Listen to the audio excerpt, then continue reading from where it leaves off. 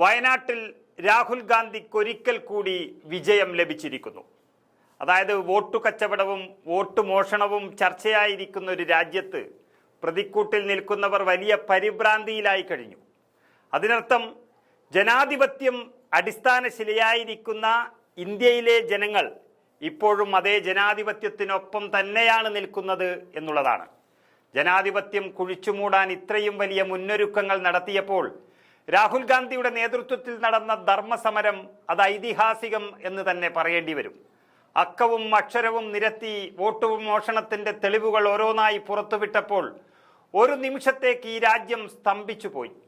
Parliament സമ്മേളനം നടക്കുന്ന സമയമായതിനാലും രാജ്യം സ്വാതന്ത്ര്യ ദിനാഘോഷത്തിന്റെ സന്തോഷത്തിൽ നിൽക്കുന്ന സമയമായതിനാലും ഇത് രാജ്യം വലിയ രീതിയിൽ ചർച്ച ചെയ്തു. പ്രതിരോധത്തിലായ BJP ആണെങ്കിൽ കള്ളക്കഥകൾ തുടർന്നുകൊണ്ടേയിരുന്നു.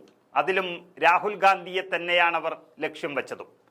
അദ്ദേഹം മത്സരിച്ച വയനാട് ലോക്സഭാ മണ്ഡലത്തിലെ വോട്ടർമാരുടെ ആത്മാഭിമാനത്തെ വരെ ചോദ്യം ചെയ്യുന്ന ഒന്ന് തന്നെയാണ് BJP നടത്തിയിരിക്കുന്നത്. ഈ രാജ്യത്ത് മുഴുവനുമുള്ള BJP കള്ളവോട്ട് ബന്ധം രാജ്യത്തിന്റെ പ്രതിപക്ഷ നേതാവായ രാഹുൽ ഗാന്ധി ഒറ്റ ദിവസം കൊണ്ട് ആസേതു ഹിമാലയം രാജ്യത്തിന്റെ ദിഗന്ധങ്ങൾ പൊട്ടുമാർ ഉച്ചത്തിൽ വെളിപ്പെടുത്തിയപ്പോൾ നിൽക്കക്കള്ളിയില്ലാത്ത BJP ചെയ്തത് ഈ കൊച്ചു കേരളത്തിലെ വയനാട് മണ്ഡലത്തെയും അന്വേഷിച്ചു വന്ന് അവിടുത്തെ MP-മാരായിരുന്ന രാഹുൽ ഗാന്ധിക്കും പ്രിയങ്ക ഗാന്ധിക്കുമെതിരെ കള്ളക്കഥകൾ മെനയുകയായിരുന്നു.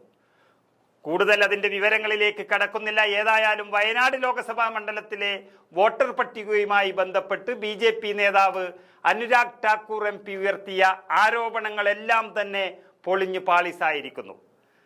അതായത് ഒന്ന് രണ്ട് ഉദാഹരണങ്ങൾ മാത്രം പറയാം. വയനാട് ലോക്സഭാ മണ്ഡലത്തിലെ ഏറനാട്, കൽപ്പറ്റ, തിരുവമ്പാടി എന്നീ നിയമസഭാ മണ്ഡലങ്ങളിലെ വോട്ടുകളെ പറ്റിയുള്ള ആരോപണങ്ങളാണ് അങ്ങനെ BJPയുടെ കയ്യിൽ നിന്ന് പാളിപ്പോയത്.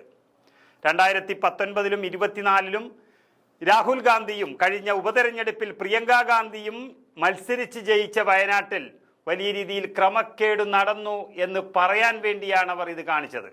പക്ഷേ അങ്ങനെ ഒരു തെളിവുണ്ട് എന്ന് പറഞ്ഞുകൊണ്ടാണ് അനുരാഗ് ഠാക്കൂർ ആരോപണം ഉന്നയിച്ചത്. അതിൽ പറയുന്നത് മൈമുന എന്ന സ്ത്രീക്ക് ഏറനാട്ടിലെ 115, 135, 152 എന്നീ ബൂത്തുകളിൽ വോട്ടുണ്ടായിരുന്നു എന്നതാണ്. എന്നാൽ പറഞ്ഞത് പച്ചക്കള്ളമാണെന്ന് കണ്ടെത്താൻ അധികം സമയം വേണ്ടി വന്നില്ല. 3 മൈമുനമാരും വ്യത്യസ്ത വ്യക്തികളാണെന്നും മണ്ഡലത്തിലെ 3 പഞ്ചായത്തുകളിലെ സ്ഥിര താമസക്കാരാണെന്നും അവിടെ കണ്ടെത്തിയിരിക്കുന്നു. വർഷങ്ങളായി ഇതേ മണ്ഡലത്തിലാണ് ആ 3 പേരും വോട്ട് ചെയ്യുന്നത്. കാവനൂർ പഞ്ചായത്തിൽ ഉൾപ്പെടുന്ന 115-ാം ബൂത്തിലെ വോട്ടറായ ഒരു മൈമുന മംഗലൻ അലവിയുടെ ഭാര്യയാണ്. അതുപോലെ വോട്ടർ പട്ടികയിലെ ക്രമനമ്പർ 778 അരീക്കോട് പഞ്ചായത്തിൽ ഉൾപ്പെടുന്ന 135-ാം ബൂത്തിലെ വോട്ടറായ മറ്റൊരു മൈമുന, അത് വാഴപ്പറ്റ അലവിയുടെ ഭാര്യയാണ്. അതുപോലെ ക്രമനമ്പർ 669 കുഴിമണ്ണ പഞ്ചായത്തിൽപ്പെടുന്ന 152-ാം ബൂത്തിലെ TP മൈമുന എന്ന മൂന്നാമത്തെയാണ്, അതും ഐലവി പുല്ലപ്പറമ്പന്റെ ഭാര്യയാണ്. അതുപോലെ മറ്റൊരു ആരോപണം ഉണ്ടായത് തിരുവമ്പാടി നിയമസഭാ മണ്ഡലത്തിൽ ഒരേ വീട്ടുപേരിൽ വ്യത്യസ്ത മതവിഭാഗക്കാർ താമസിക്കുന്നു എന്നതായിരുന്നു. വള്ളിക്കെട്ടുമ്മൽ എന്ന വീട്ടുപേരിൽ ഷാഹിനയും മാധവനും താമസിക്കുന്നതായി പറഞ്ഞ് വോട്ടർ പട്ടികയുടെ പകർപ്പ് പ്രസിദ്ധപ്പെടുത്തി വലിയ രീതിയിൽ ആരോപണം ഉന്നയിച്ചുകൊണ്ടേയിരുന്നു ഈ രാജ്യം മുഴുവൻ. എന്നാൽ വള്ളിക്കെട്ടുമ്മൽ എന്ന് പറയുന്നത് ഒരു വീട്ടുപേരല്ല, അതൊരു സ്ഥലപ്പേരാണെന്ന് പരിശോധനയിൽ തെളിഞ്ഞു. അങ്ങനെ 2 ആരോപണങ്ങളും 2 കള്ളക്കളികളും നിമിഷങ്ങൾക്കുള്ളിൽ തന്നെ പൊളിഞ്ഞു പാളീസായിരിക്കുന്നു വയനാട്ടിൽ.